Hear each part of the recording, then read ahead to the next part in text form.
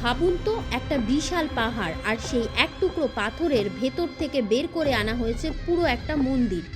ইলোরার কৈলাস মন্দির ঠিক এমনটাই। এটাকে ইট গেঁথে বানানো হয়নি, বরং উপর থেকে নিচে কেটে কেটে গড়া হয়েছে।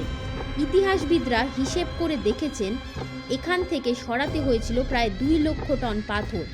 আজ আধুনিক যন্ত্র দিয়েও এমন কাজ পরিকল্পনা করতে সময় লাগবে, অথচ এই মন্দির দাঁড়িয়ে আছে 1000 বছর আগে।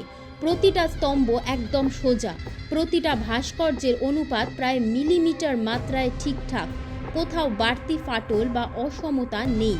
প্রশ্ন ওঠে, তখনকার কারিগররা কি সত্যি শুধু হাতুড়ি আর ছেনি দিয়ে এমন কাজ করেছেন? কেউ বলেন প্রাচীন ভারতের স্থাপত্য আর জ্যোতির্বিদ্যার মিলিত এই বিশেষ বিদ্যা ছিল, যা এখন হারিয়ে গেছে। আবার পুরাণের ভাষায় এই মন্দির শিবের কৈলাসের প্রতিরূপ, তাই এখানে দেবশক্তির কাজ করে।